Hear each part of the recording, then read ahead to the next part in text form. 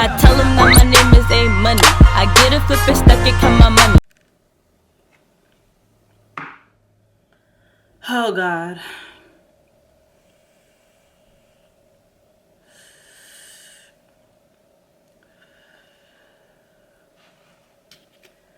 I'm trying to find the strength to just get started with this video. This is a video that I dreaded doing for a while. If you guys hear the little alarm going off, whatever, the battery's dying, oh, I don't know what else to tell y'all.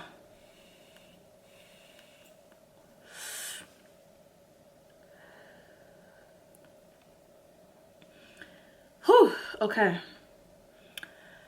It's 222, so my angels is with me.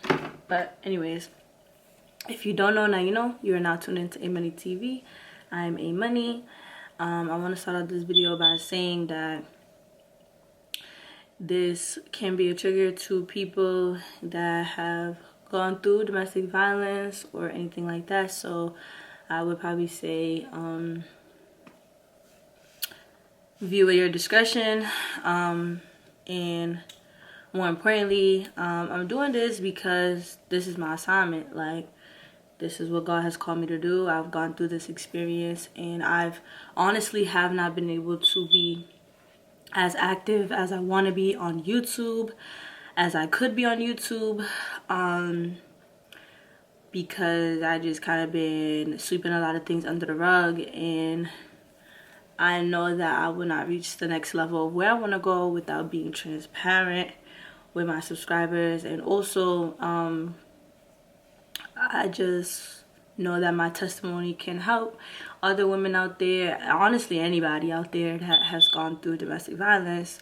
And so yeah, so I'm here to share my story and help someone that may be in a similar situation, or just let other people know that have been in the situation that you're not alone and that is not your fault. So let's get into this video. Make sure you like, comment, and subscribe so you could be part of my team. And let's go. I guess I'll start off with like the beginning. It's going to be a lot of backstories that have to be shared in order for this story to make sense, or just to follow in, like, so it could just like, so you can understand everything.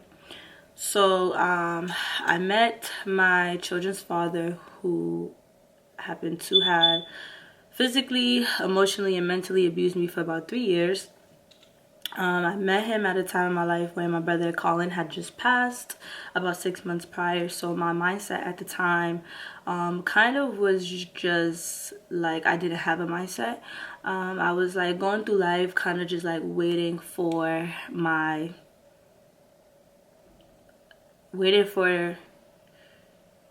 life to end, pretty much.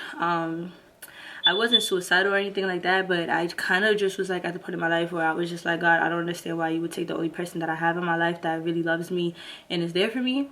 So I kind of just was waking up every day like, God, can today be the last day? Like, please let this be my last day. So that's very important to understand. Like, when you're in a very depressive state like that, you will attract a lot of dark entities, demonic beings, just people that don't really care. Because one thing about a narcissist and one thing about a demonic spirit, they can literally like almost like sense like a broken soul, and that's where I was at the time of my life. Not only that, losing my brother, I was also like going through like this, like, I wouldn't say like a breakup, but I was kind of going through a heartbreak, because like someone that I really was fucking with at the time kind of showed me their true colors. A lot of people did, actually. When my brother died, a lot of people showed me their true colors, but in particular this one person, I just like couldn't understand how they could do me, how they did me.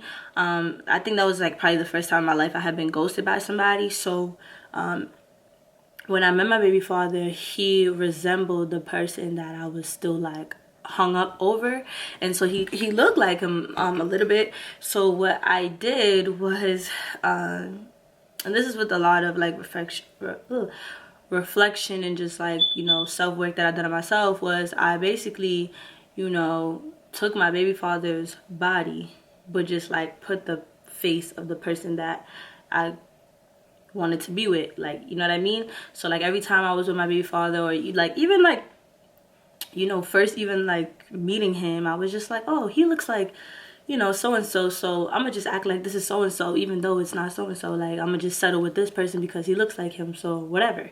And you know, that's like where, you know, like I said, I did the self-work, and I was just like, if I had never did that, if I had just took the time to like heal, I probably wouldn't have been in this situation. But everything is a lesson and a blessing in disguise. So when I met my baby father, we met at Del Frisco's. We both worked there, and in the beginning, everything was good. Like, my baby father was the type of person where, like, in the beginning, anything I wanted, he would do for me. Anything I needed, he would get for me. I remember, like, you know, taking his car. He would pick me up here and there. Like, just anything I needed, he was there for me in that aspect. So,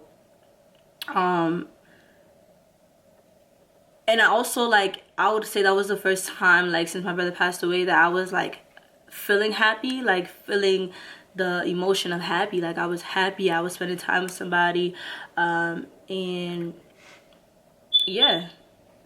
So if you guys know, like, I got pregnant super early, like, probably only, like, a month. Like, I had known him for 3 months, but I got pregnant within, like, the first month of us having sex. And also, if you guys go down and watch my video about me talking about finding out how I was pregnant, I want to be very clear that this boy tried to lie and say that I told him I was on birth control. I never told him that. That was just a way he could trap me, and I know that for a fact because I know no. So that was like one thing I wanted to clear up. He trapped me with my first son. So after I found out I was pregnant, you know, my family situation was never really good. And when my family found out I was pregnant, they basically told me I had to get out. Like, and I never really wanted to be there, especially after my brother passed away. I hated being at the house that I was at. I couldn't sleep or anything there. So I had just graduated from Bunker Hill Community College, and I was transferring to UMass Amherst. So I just had a plan in my head, like, all right, I'm gonna stay my first semester on campus, and then the next semester I'm gonna find an apartment.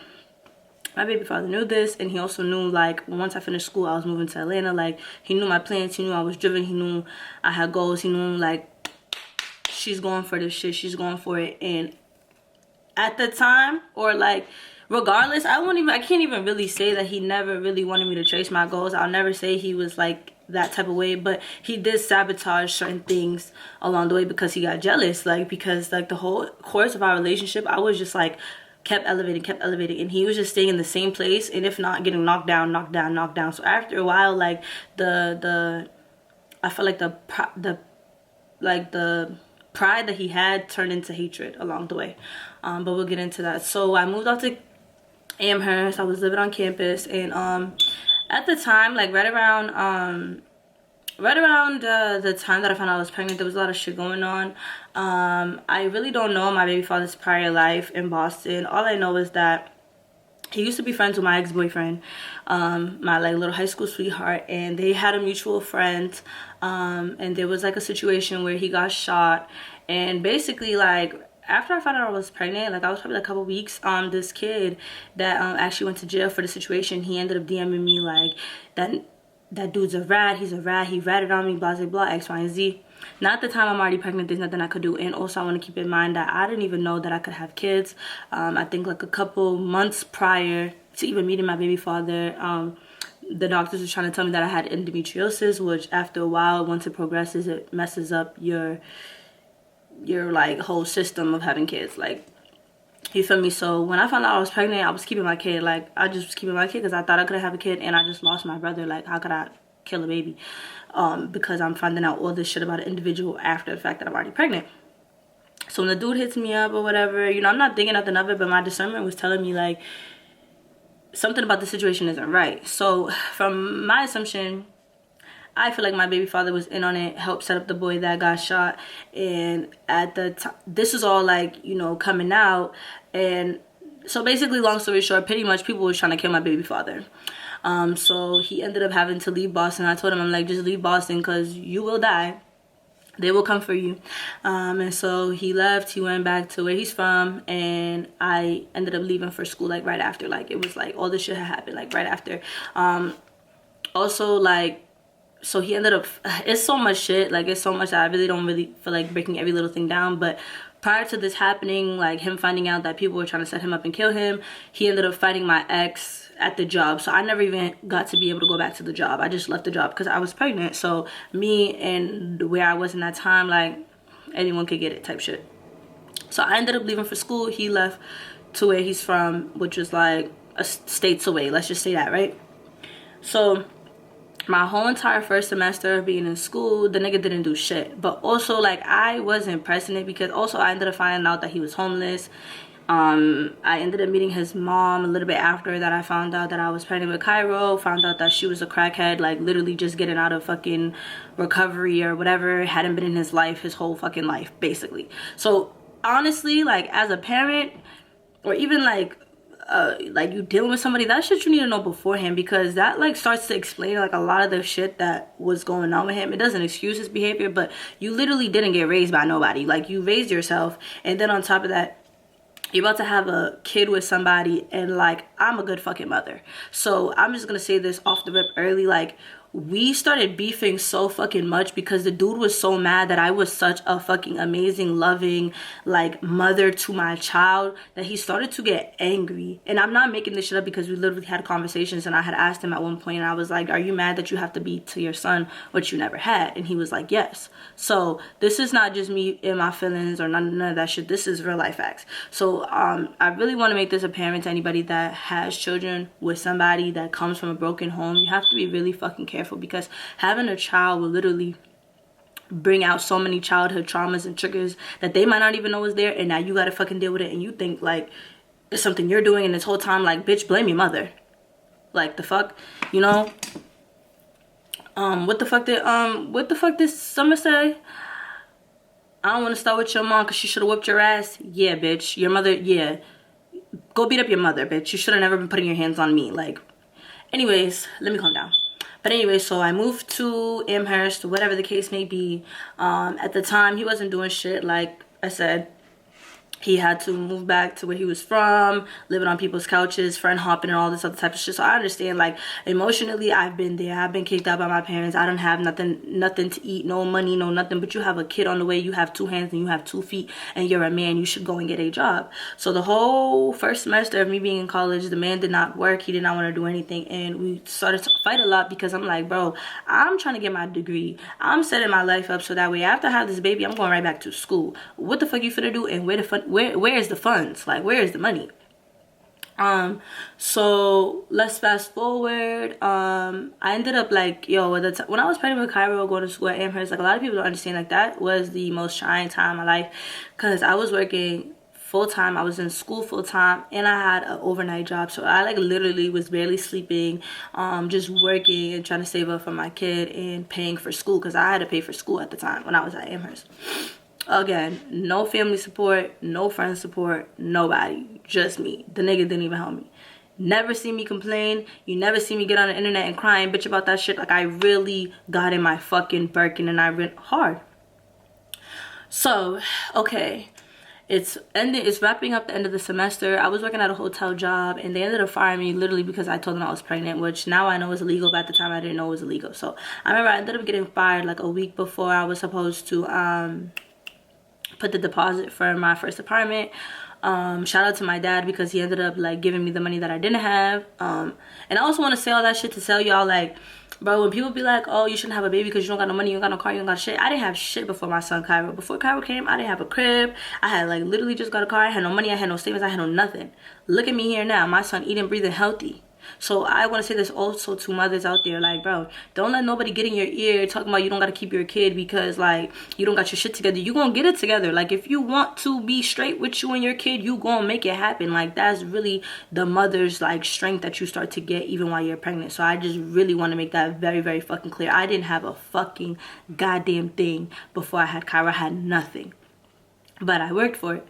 So I remember my dad gave me last little bit of money to put down on the deposit. Ended up securing like a little studio. I was living in Springfield at the time, so it was like super cheap out there. Hold on. it was like super cheap out there, whatever the case may be. And I just remember kept telling him like, I just lost my job, like, you know, I'm like almost 7 months pregnant, like you gotta figure something out, you gotta get a job, like you're not doing shit, like come on. Where he was staying at, they was trying to kick him out. Like I think he was sleeping at his grandmother's house or whatever, and she was telling him, you gotta get the fuck up out of here, like, you know, you're grown, you have a baby on the way, like I don't know, you just have to get the fuck. I don't want to tell everybody's business, but yeah, his grandmother told him he had to get the fuck on. And so I'm telling him, I'm like, bro, I just found this crib, like my credit good, my everything is good, like you just need to get the money to pay for the rent, that's it. Like literally, I don't know what the fuck was so hard about that, but anyways. So okay, fast forward, I get the keys, I move into my apartment. Oh, mind you, I told you I got fired from the little hotel job. So after I got fired from the hotel job, I started doing Uber Eats, and that literally like blessed my whole life, like literally, because like I ended up continuing to do Uber Eats even when Kyra was born. Like I could do it with him in the car and stuff like that, take him in and out, go do shit. So like I said, always hustled, always was on my ass, never sat around for nobody, never even asked nobody for nothing. Okay, so boom. Now let's fast forward to January. We move into the studio apartment or whatever. Mind you, moving all my shit and my furniture, my fucking clothes, like my TVs, my everything, my shit, all my stuff. You had nothing. You didn't bring nothing but your fucking funky ass clothes, bitch. And that's why I threw them shits out. The fuck. Anyways, boom, let's go. So I move into the apartment or whatever. He finally gets some little job or whatever. Cool. I'm happy. I'm excited. Like I'm like, okay, she's gonna be straight. Boom. He ends up going out, like with his coworkers after work. He comes back to the crib, pissy drunk. And if you know, like if you're pregnant, then you know, like, bro, your senses is like super heightened and shit. So I'm looking at this boy, like I'm sleeping. He comes in pissy drunk. He comes right in the bed. I'm like literally disgusted because I can smell the liquor off his breath. I'm like, you know what? I'm not even about to argue with this dude. Like whatever. I'm gonna just let it rock. Whatever. Next thing you know, 20 minutes later, the bitch get up and he's peeing at the door. Now I wake up because I'm like, what the fuck is going on, bro? I'm like, what is happening? Like, what? So then I'm like, no, you gotta get up out of here, bro. Like, you gotta get up out of here. Like, you smell like liquor, bro. And you're peeing in the freaking doorway. You're sleepwalking damn near. I don't know what the fuck going on. Like, I just felt so uncomfortable, so unsafe. So I told him to get out. He's like, no, I'm not getting out. I'm not getting out. I'm like, bro, you gotta get up out of here. Do you know this bitch? You pulls me by my hair, starts kicking me, starts punching me, starts slapping me, starts choking me. The whole time this is happening, I'm literally like this, like holding my stomach, because at this point I'm like freaking 8 months pregnant, 7-8 months pregnant. Like, you finna kill me and my baby? Are you crazy? So that goes on for like 5-10 minutes, and I just remember feeling like I just felt like I don't want to cry because I did my makeup, but I just remember feeling like, because like, okay, up until this point, right, you know, no one was like supportive of me going to college. No one was supportive of me getting my own crib. Like, I remember my family being like, when I've told them like, oh, I got my own crib, I remember them saying like, how you gonna go to school? How you gonna work? Who gonna take care of the baby? Like, just so many hows. Nobody like, okay, Asia, like if you need me to watch him for a weekend, I got you. Like this, that. Nobody was giving out any like advice. It was just more so tearing me down. So when that situation happened, I'm like, I just felt like a whole bunch of I told you so, I told you so, I told you so. You know what I mean? So I just remember like going to my car crying. I remember calling up this weird ass bitch. I wouldn't even call her a friend, because when I told her what happened, she's like, oh, you need to go back upstairs, like that's your house. Like, and I'm like, bitch, I'm fucking how many months pregnant? This man just tried to kill me and my kid. You gonna tell me to go back upstairs? That's besides the point. So I remember like just sitting in my car for a little bit, just crying, just feeling like, bro, like I can't go back home, they don't want me there. Two, like I came all this way, I saved all this money, I went through all this shit, and I'm trying to get my degree. Like that's why I'm all the way in Springfield, so I could be close to school and I could get my degree. So I just remember crying. I remember going upstairs. I'm like, yo, like you gotta get the fuck up out of here, bro. Like, I remember telling him, like, bro, like, cause when I went back upstairs, he was sleeping. So I woke his ass up. I'm like, bro, like, you just try to, like, you just violated, bro. Like, you just put your hands on me. And he just was denying the shit. And I'm just like, bro, like, I just remember, like, thinking, like, okay, like, he was drunk. Like, maybe, you know, it's a one-time thing. He never put his hands on me. And I'll be honest, up until this point, he had never put his hands on me. I was the one always dogging that nigga, like slapping that nigga, punching that nigga. Yeah, I won't even lie. That's why for a long time, like, I never thought my situation was domestic violence, because, damn, I just remember for the longest time, I never thought my situation was domestic violence, because, like, one, I put my hands on him first, but we also used to, like, fight. Like, you're not finna just, like, put your hands on me. I'm not finna do nothing. Like, we used to fight until, like, it just kept getting worse. So after that situation of, you know, him basically, like, trying to kick my baby out of my belly, he disappeared. Like, I didn't see him for, like, weeks until my baby shower. After that first initial incident, I was hella depressed, because also, like, I didn't know what my life was going to be. Like, I literally felt like me and my son was gonna die that day. And so my main thing was, I gotta finish school. Like, I was like, you know what, I'm gonna just try to finish school, not argue with this kid, and go back and forth with him. Nothing. Again, I hadn't seen him since the incident. The next time I seen him was at my baby shower, which was really emotional for me. If you was there, excuse me, if you were there, then you see me kind of break down and cry, and I want to explain that now. I was crying because, one, that was like another significant part in my life where I, you know, death is very I feel like grieving is never ending, because, like, even after you might get through the initial stage of grieving, any, like, huge monumental moment in your life, you're reminded of the person you lost, because they're not there to experience it with you. So I was really sad, because I'm like, damn, my brother didn't get to have any kids. I'm having my first kid, he's not here, and this bitch just, like, beat me up, and no one knows what I'm going through. And also, I'll explain, like, some other experiences in my life later, but at that point in my life, I didn't trust nobody in my family. I really still don't, if I'm keeping it a buck with you. But I just didn't trust nobody in my family, and I didn't really know, like, I didn't know what was next. So I was crying, and then also, like, everybody was just, like, saying how, like, oh, we look so beautiful together, like, oh, we're gonna make a beautiful baby, all this stuff. And I'm like, little do I know, like, for these whole entire 8 months or whatever, because I think I have, or 9 months, because I think I had my baby shower when I was like 9 months, he hasn't done a damn thing, and he's a monster, low-key. So yeah, I was, like, really, really down.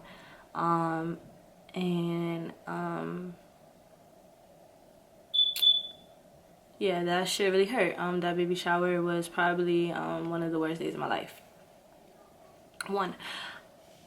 So let's move forward. Now we're going into me giving birth. A lot of people don't know also, like, you can go down and watch my videos, everything is there. The main reason why I took castor oil with Cairo was because I literally needed to plan when to have him. I was receiving financial aid, and if you guys know, like, you can only miss a certain amount of days before, you know, they just take your shit. And I was not willing to do that. I had already sacrificed a lot, so I had planned, my due date was during spring break, so I wanted to have him the week before spring break, so that way I took that week off, spring break week off, and then the following week off, which was 3 weeks, but realistically, class-wise, was only 4 classes that I was missing. Whew.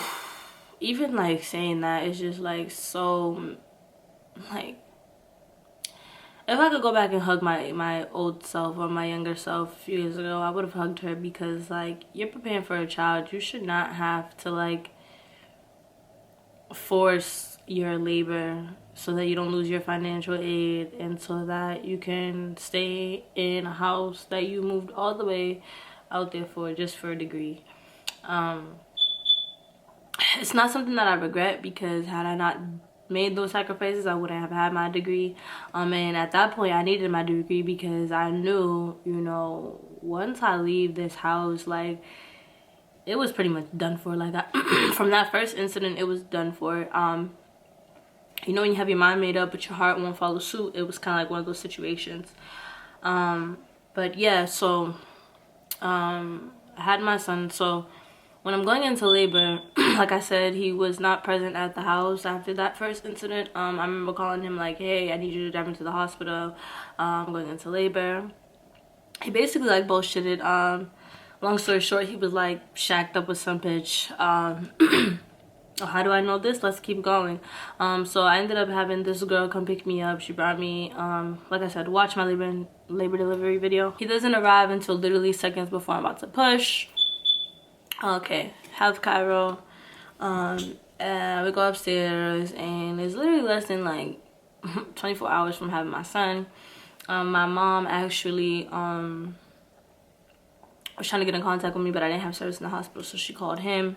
As I'm on FaceTime with her, his phone is blinging, blinging, blinging.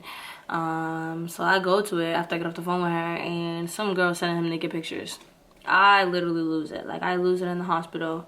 I just start cussing him out. I'm like, you fucking dirty ass bitch. Like you haven't done anything for your kid. Like you're fucking just like a piece of shit. Like, and like you telling me like literally you can't even wait till we leave the hospital. We're only in the hospital for 2 days. You can't leave the hospital. Like, I'm laid up literally bleeding out my vagina holding your kid, and you're sitting here like sexting some bitch. Like, you're weird. You're just like, you're weird. Like, you're weird. So I remember like cussing him out, and I remember it got to the point where I told him to leave, and then I had to like really remember, again, another sacrifice emotionally that I had to make. I will go into it later, but I've had some bad experience with hospitals, and I wasn't going to be in the predicament where they were gonna try to look into my family, look into what was going on. Again, I was still trying to hide what was going on, so it would have looked very suspicious. You know, the dad comes and then he leaves. Also, I needed someone to drive us all the way to Springfield. Anyways, like I said, at this point, no one in my family knew what was going on, and I wanted to keep it that way. So I just, like, you know, sucked up my emotions, stopped crying, and I just told him, I was like, yo, when we get back to that fucking house, like, don't fucking talk to me, don't look at me, don't say nothing to me. I'm like, from this point on, you feel me, we don't have nothing. Like, I mean, obviously we didn't have nothing, but I also want to like keep in mind, like, prior to like him putting his hands on me and stuff like that, the first like couple of months or whatever, even with me being at school and stuff like that, I was still optimistic, you know what I mean, like that things would get back to how they were in the beginning. Like, I was just like, you know, because like I told you in the beginning, like anything I needed he would take care of. If I need money, whatever, rides, whatever, food, like anything I needed he would do. Like, he would sacrifice for me. So I just was like kind of like, you know, trying to like pin that one little situation on him being drunk, and then like, you know, just hoping like, you know, for the sake of our kid, you know, and the sake that you fuck with me. Because also, let me keep in mind, like, anytime I told this dude like leave me the fuck alone, he just kept saying like how, like, you know, I want to be with you, like I made a mistake, like like, you know, same old shit dudes be saying. So prior to like the pictures and shit, I was just like, you know, I was still hopeful. I won't lie to you, I was still hopeful, and just like, you know, hoping that things would work out. But after that situation, I in that very moment, I will tell you, I told you guys before, like when he put his hands on me, like I was kind of like done with him. But like that moment, I was really done with him, because you ruined the birth of my child. Like, literally, like I can't even like enjoy my son being born and like the whole hospital experience because you're sitting here getting naked pictures from a bitch. So sucked up my feelings. We ended up leaving the hospital, and like literally he didn't help me at all. Like, I remember I had to get stitches for Cairo. He didn't even help me up the stairs. Like, I'm limping up the stairs. He didn't help me. Literally not even hours after we left the hospital, like that night, he left and was gone. I told you I had like 2 weeks now, because I had spring break week and then the week after. So like, I believe like the first week with the newborn baby I was by myself, and then it was like the week and then I remember that's when I like started reaching out to family and telling them like, he's not here to help me, he's not helping me, like I'm so tired, like I like, you know. So I ended up going to my aunt's house, and I stayed there for a week. And I just remember like that whole time, like just telling him like, I don't really give a fuck, bro. I need to get my degree. Like, I don't care what you do, who you're with, you just need to be there on the days when I have to go to school. And he agreed to that. Now the day that I'm literally getting ready to drive back home, I don't know, him and the bitch must have got into it, because here she go blowing up my phone like, oh, is this Will's BM, X, Y, and Z. And I'm like, bitch, you know who the fuck this is. Like, you're hitting on my phone. So I'm like, you know, what's T? So she ends up calling me. We end up talking. She ends up telling me like, oh, basically that all he does is talk shit about me, that he don't want to be with me, that I'm crazy, that she was the one with him when I was in labor, that he wasn't trying to go, they were eating Chinese food. She was sending me all this shit, like so much stuff, and I'm like on the phone with her, and I'm like, okay, because one thing about me, you're not gonna see me sweat, bitch. I don't give a fuck what you're talking about, like, and I'm always gonna get my lick back. So I'm just like, okay. So then she's on the phone like, oh, well, why do you deal with him? I said, bitch, why do you deal with him? Like, what? Like, the fuck? So I'm not giving her no airtime. I'm not giving her nothing. So she's like telling me like, oh, like some weird shit like, oh, I told him I wanted us to be friends, like I really, like, you seem mad cool, like all this X, Y, and Z. So I'm like, girl, like, you're fucking weird. So I just basically tell her, I'm like, bitch, regardless of what y'all got going on, I got a lifetime with this nigga. Like, we got a kid together. So anything else you gotta tell me, otherwise I'm getting off the phone, bitch. I got shit to do. Like, I don't know what you thought you was gonna like get me to get all out of my element. Like, that's never gonna happen. No bitch is never gonna do that ever, unless it's about my kids, you feel me? So I remember getting off the phone with that dust bucket, and I just remember blacking on him. I'm like, you weird bitch. I'm like, how the fuck you gonna have a bitch call my phone? I'm like, my nigga, none of my niggas ever came through your phone, bitch. Like, you don't even know how to keep shit pee for real. Like, cause I'm so gangster, like, I really don't care. As soon as the love gets cut off, like, I really tell you about yourself. And I just remember telling him, I'm like, bro, like, you're supposed to keep your family and your whole separate. Why is this bitch calling me? Why does she know anything about me? Like, no, I'm in school, all this other stuff. Like, bitch, you're chatting, you're sitting here pillow talking to bitches.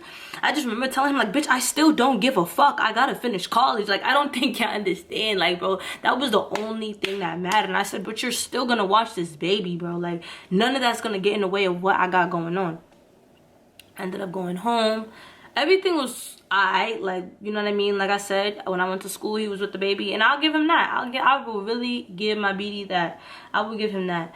That whole first, like, Cairo's first year, and when I was in school, he made sure I had to go to school. After that, after my 6 weeks or whatever the fuck, like, that was summer 2019, I was outside, period. And ask anybody, and anyone who will tell you, like, Asia came back to Boston, and people would be like, where's the baby? Where's the baby? Where's his dad? Where's his dad? Where's his dad? Like, you know what I mean? Like, you know what I mean? So I'll give him that. Like, yeah, you was with your baby because you had no fucking choice, bitch. You had nowhere to go. You had no money. And I was telling you, this is what the fuck you're gonna do since you want to put your hands on me.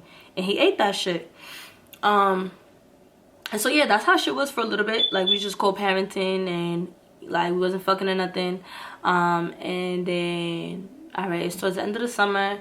And one thing about it, when a nigga sees that, like, what he's doing don't affect you, like, I think he really realized, like, oh shit, she's not like these other females. Like, she's not about to sit in the house and cry. She's not ugly. She gets niggas. She's gonna be outside. So once he realized that, he just kept, like, you know, trying to talk to me, like, you know, give me a chance, like, give me a chance, whoop-de-whoop-de-whoop. So I was like, all right, fuck it, because like I told you, at the end of the day, I did with my family. I got my leg back already, so I really didn't give a fuck about what he was doing behind my back. I didn't care. So I was like, all right, I'm gonna give it a shot. We got into another argument. I don't remember what the argument was, but I remember he choked the shit out of me in front of my son. I literally almost thought I was about to die. At that point, family members knew what was going on. All my family members kept telling me to come back to Boston and go to a shelter. And I wasn't doing that. I wasn't leaving my crib for nothing. You know what I mean? Everybody was just basically saying, like, forget school, just take care of your kid, which I thought was some lame ass shit because I only had a year left by this point. So yeah, like, when he choked me out that time, I went to the police and they arrested him. Now,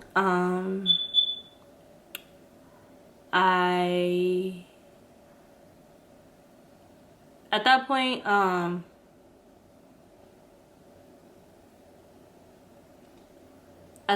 was, you know, I keep saying like, oh, the summer, but like really the whole summer we was fighting. Like we was fighting so much. Like everywhere we went, we was fighting, like fighting,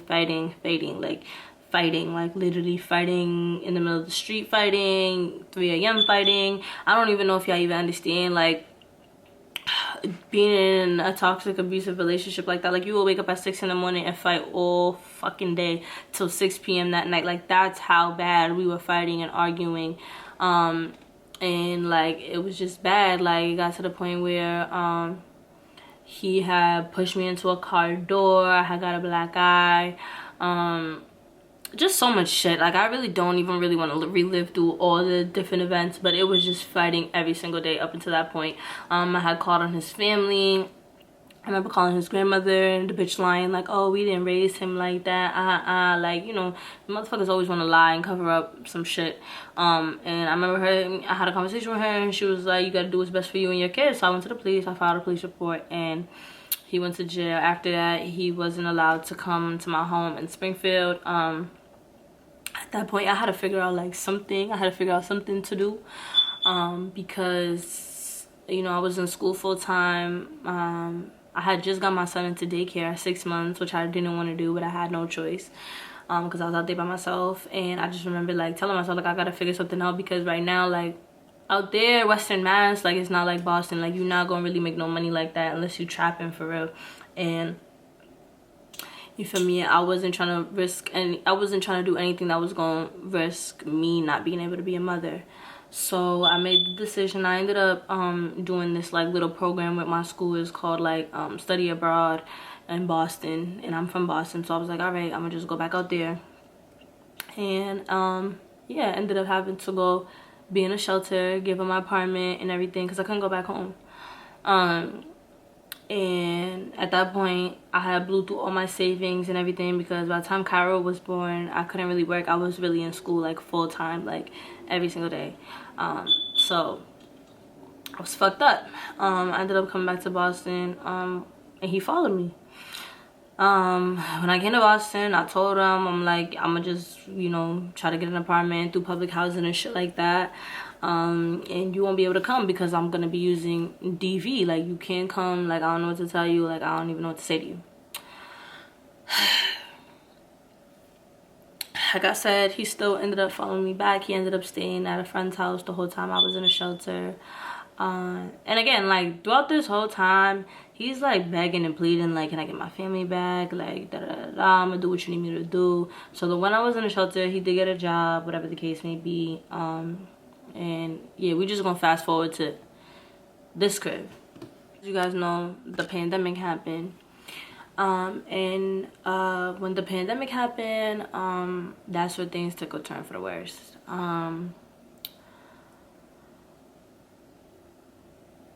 This house, I've had to relive my trauma for the last like year and a half or so. But by this point in my life, I was so tired. I was smoking so much because I just wanted to be sleep. Like I just wanted to be sleep.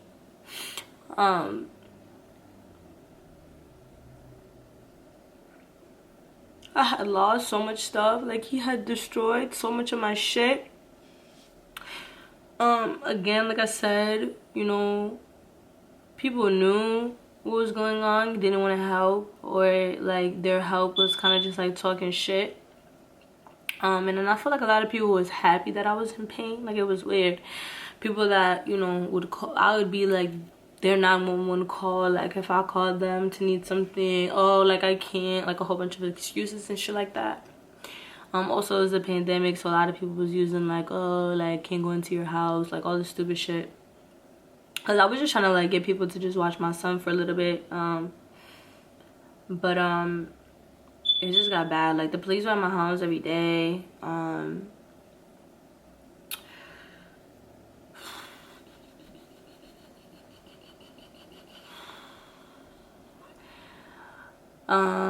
What like a lot of people don't know is that when you have domestic violence in front of a child, DCF gets involved. So I had like 2-3 cases just because of fighting my baby daddy.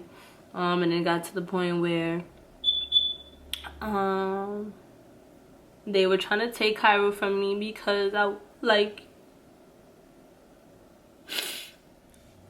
they basically kept saying like I keep allowing him to be around. But I'm like, what a lot of people don't understand too is it was really hard for me as well. Like, it was just hard for me because at that point like I was like, you know, a battered woman. So like, you know, I didn't have the strength. I will be honest with you, I didn't have the strength. I didn't even want to like play with my son at some points. I didn't want to be around my son because my son made me feel like, you know, I just kept feeling like, yo, if I never had a baby with him, I wouldn't be here. So like made me like not resent my son, but it just made me resent being a mom. Like I just didn't want to do my motherly duties. I didn't have any love to give to my son. I was high every single day. And honestly, the only way people would have really knew that anything was going on was because I lost a lot of weight at this point in my life too. Again, I was never suicidal to the point where like, oh, I'm gonna go like do something, but I had in the mindset like, if I just stop eating, I won't wake up one day. So I just stopped eating. I would smoke all day. And again, because I had got so weak, I had gotten down to like 90 pounds. Because I got so weak, like I couldn't even fight him anymore. And then that's like when my BD seen that I had no more fight in me, he just turned into the nastiest person I ever seen. Like I would say like little simple stuff like, hey, can you go wash the dishes? He would turn up, start screaming, like start throwing stuff around the house, calling me out my name, you know, pulling me by my hair, pushing me into the wall, throwing stuff at me and stuff. And it just was like real bad. Like it just like the whole pandemic, it was so bad. But again, I still tried to hide what was going on.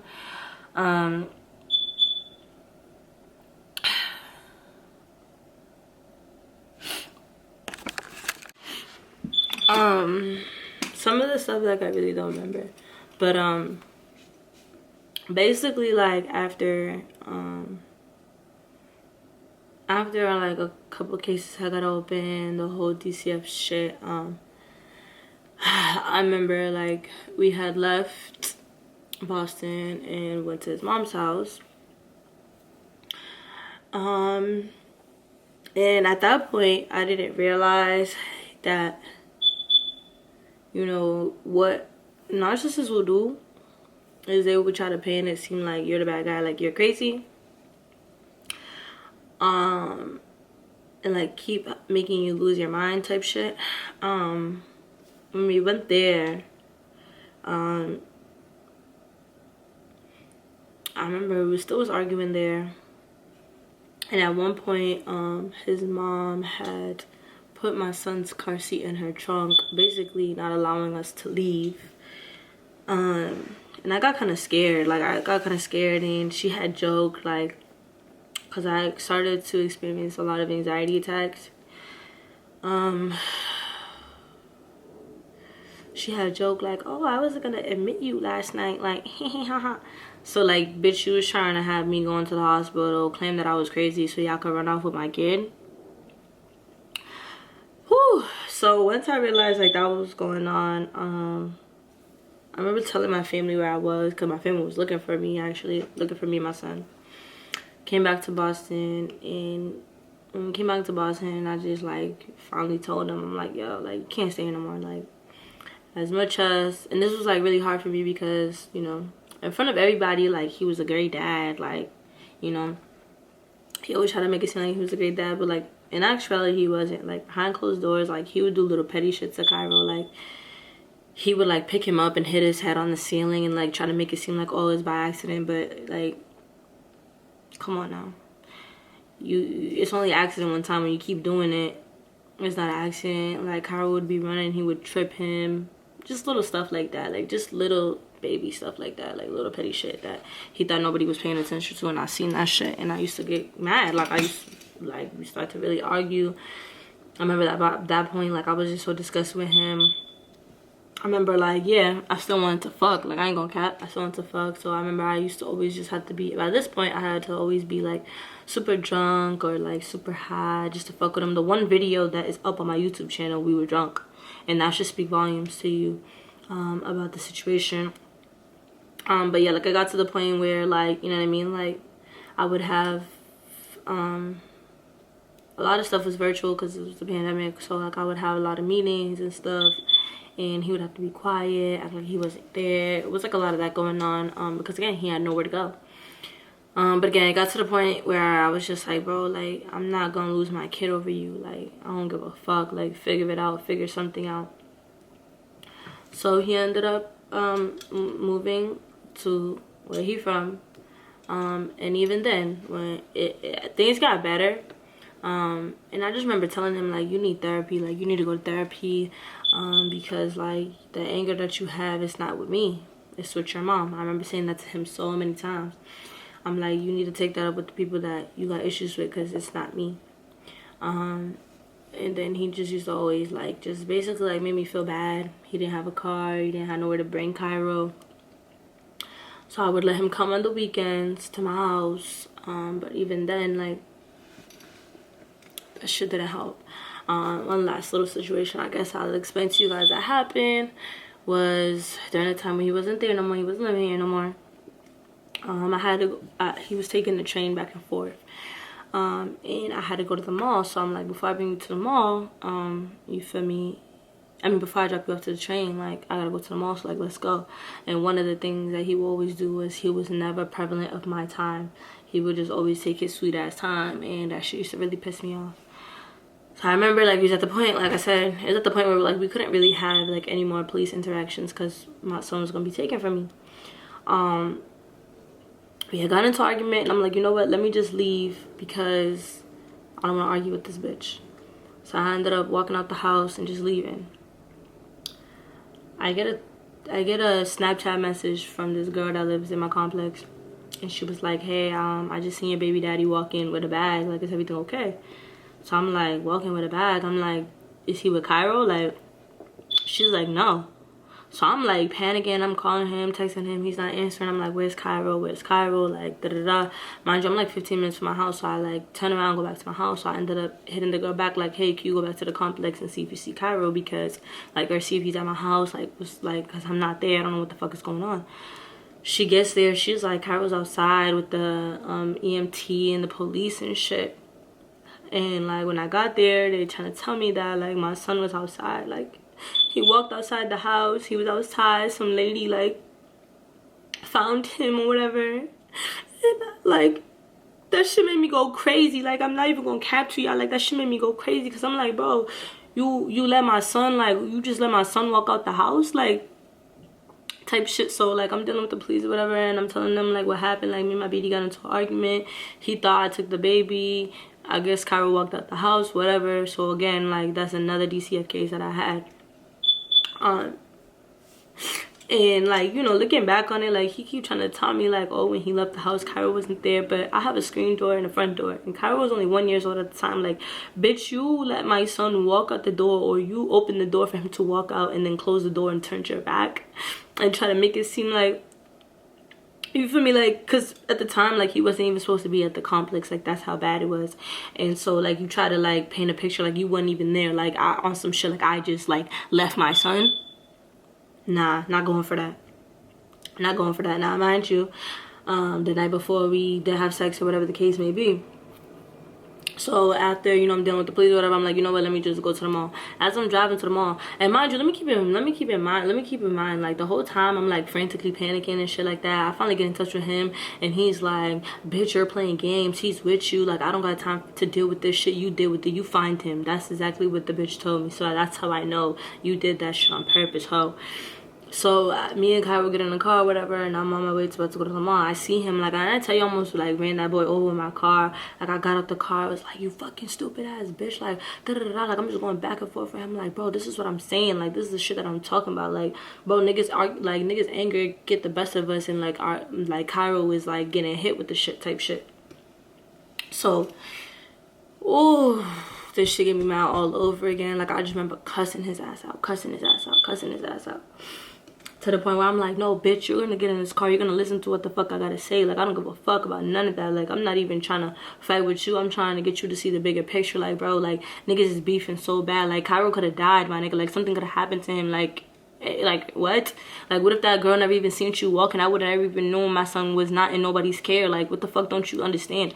So we arguing back and forth. I ended up getting to the train station, and I'm just like cussing him ass out. Like, I'm cussing him. I'm like, bro, I can't wait. I'm gonna violate you, bro. I'm gonna violate you. Like, everyone gonna know you're a bitch. Everyone gonna know you're a bitch ass nigga, because like this whole time I've been protecting you. I've been covering like all the shit that you've been doing. Like, you're not a good dad. Like, you're not shit. He puts his hands on me again. We get to fighting, but this time it was in front of like mad people. Like, it was in front of mad fucking people. He gets arrested. Hey. And next thing you know, like 2 weeks later, I find out I'm pregnant with Amiri. So, you know, by that point, he had an ankle bracelet on him. He couldn't even come to Massachusetts. He couldn't come to the state of Massachusetts no more.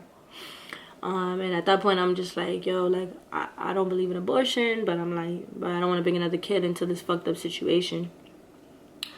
Y'all could watch my other videos and shit. Like, I ended up just, like, really just talking to God and just like, you know what?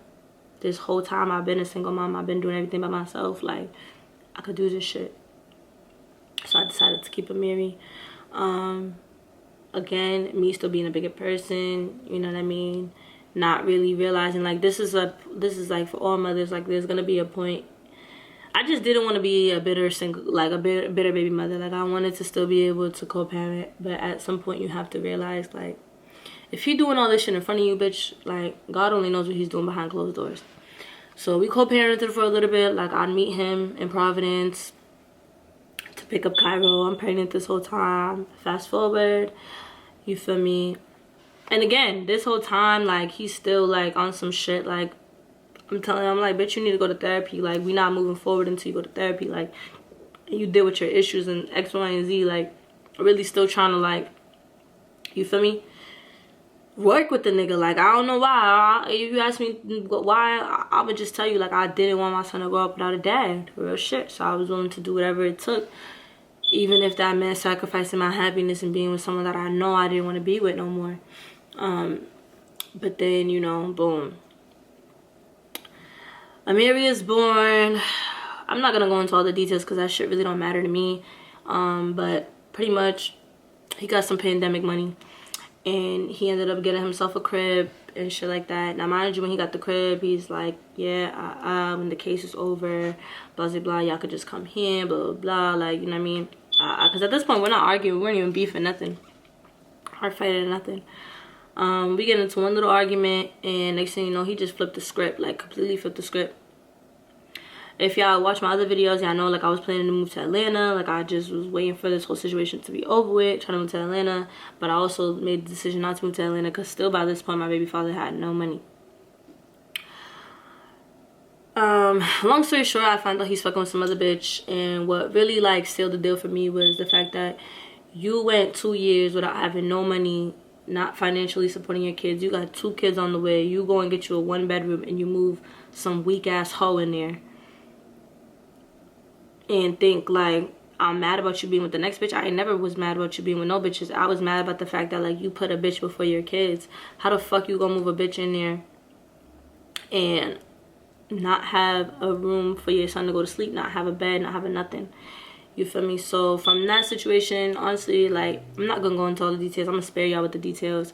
Me and the bitch are going back and forth because she think he a stand-up dude the whole time. I'm like, bitch, you don't even know what you dealing with. And after a little incident, basically a little incident had happened where I had, you know, again, I sent both my kids there. And when I sent Amiri there, I told him, I was like, yo, because he didn't even get to see Amiri until Amiri was like 1 month. So again, I felt bad, like, you know, over here feeling bad and shit. So I'm like, all right, I'll send Amiri over there, but don't have him around nobody. He don't got his shots, he don't got his nothing. I FaceTime my BD, some bitch in the back with a bra and underwear. After that, my kids ain't never went back. Point blank period. We gonna leave it at that. Bitch was in a bra and underwear on my face in front of my kids. Bitch, my kids ain't never went the fuck back. My kids ain't never went back there. And I won't lie to y'all, yeah, I reached out to the nigga because Cairo remembers his dad. He asked about his dad. You know, kids see other kids getting picked up and stuff, or their other friends talk about their dad. You know, he's calling out for his dad. So, you know what I mean? I try to reach out. But I truthfully feel like God removed that man from my life because he was no good, and I know that his life is nothing but shit. Oh, and fast forward, the bitch that was in a barn apparently ended up being pregnant and having a kid. And thought there was beef. Like, bitch, there's no beef. Me and you ain't got no beef. The only beef we got is the fact that you thought it was cute to be in a bra and underwear in front of my kids. So if I ever see you, bitch, I promise you, I promise you, what I already promised you is gonna happen, period. But that's like basically the end of the story. Again, I've spared you guys a lot of details. I opened up about a few things that I'm not embarrassed about, because now in today's light, there's no open cases, there's no DCF, nobody took my kids, none of that. Again, none of the cases were against me, they were all against him. But I really wanted to finally get this out in the open. Not only one, if you are a mom and you are dealing with somebody that is mentally, physically, emotionally abusing you, leave them. It don't matter what society talking about. They're going to, dog you out for being a single mom. That shit don't matter. It don't matter that you don't want your kids to grow up, lacking. That's not your fault. That's not your fault. Don't take that on you, because you staying in the situation every day longer than you need to is going to cost you or your kid's life. More importantly, to the black community specifically, it is not black love, and it's not, oh, it's ghetto, or like, black people, they normalize abuse way too fucking much. I used to think there was nothing wrong fighting with my baby father. I thought there was nothing wrong with that shit. I grew up seeing that shit. I never thought there was nothing wrong with it until I was put in situations where I almost died. Once somebody shows you who they are, that's who they are. It's not on you to heal nobody. It's not on you. What did K. Michelle? You can't raise a man. He's already grown. What you gonna do? That's a fact. Like, you cannot. You can't. And I will tell you that life got so much easier, so much more peaceful when I closed that door. When I closed that door, blocked you on everything, stop reaching out. You feel what I'm saying? Also, another nigga gonna do what that nigga couldn't do. I promise you. Yo, as soon as I said I'm outside, my phone bring. Niggas on my phone bring. Like, you know what I mean? Like, you gonna get another one. Like, that ain't shit. You gonna get somebody that actually love you, that actually care for you, that actually respect you, and that don't mind helping you raise your kids and gonna love them like their own. What else would I want to say to y'all? You'll be surprised how many people have been in your shoes. It's just really hard to sit right here and talk about all the things that you have been through, all the pain that you experienced. And like I said, I've spared you guys so many details, like, honestly, and only because I know one day my kids are gonna have to watch this. I know one day, I'm gonna write a book that's probably gonna be more depth than this. But what I can say is that it gets better, it gets easier, and your peace, your safety, and your well-being is the number one thing. Like, as a mom, like, you really do have to make a lot of sacrifices. And to my children, I hope that they understand that, there's a reason why they will never be around their father again. There's just nothing that can ever undo the damage that was done. And it was one of the hardest things that I had to do, because when you have a child with somebody, there's a bond that you have. And I won't sit here and act like there weren't good days, but eventually the bad did outweigh the good. And genuinely, from the bottom of my heart, I don't wish any bad will, because I know your karma's gonna come. Like, if you're not already feeling it now, like, you don't get away with fucking with God's children. That's just a fact. But I don't wish anything. I actually am extremely grateful that I went through the lessons that I went through, because I know that I probably could have saved somebody's life just by sharing my testimony. And I wouldn't have had my children without the experience. And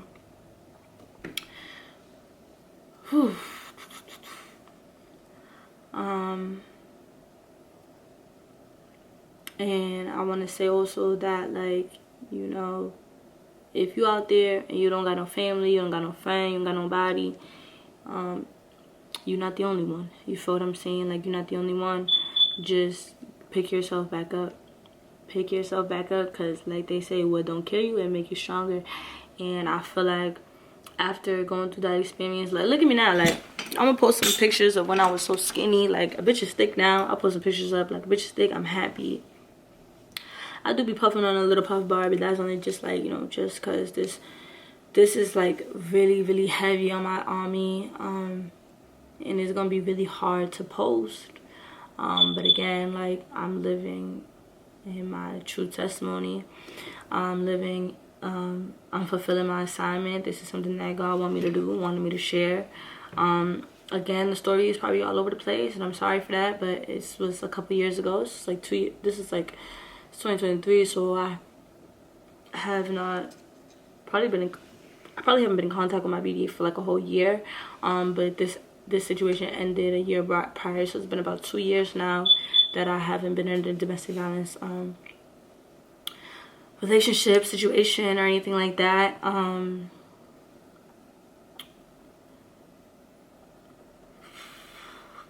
I tell them that my name is A Money. I get it, flip it, stuck it, count my money.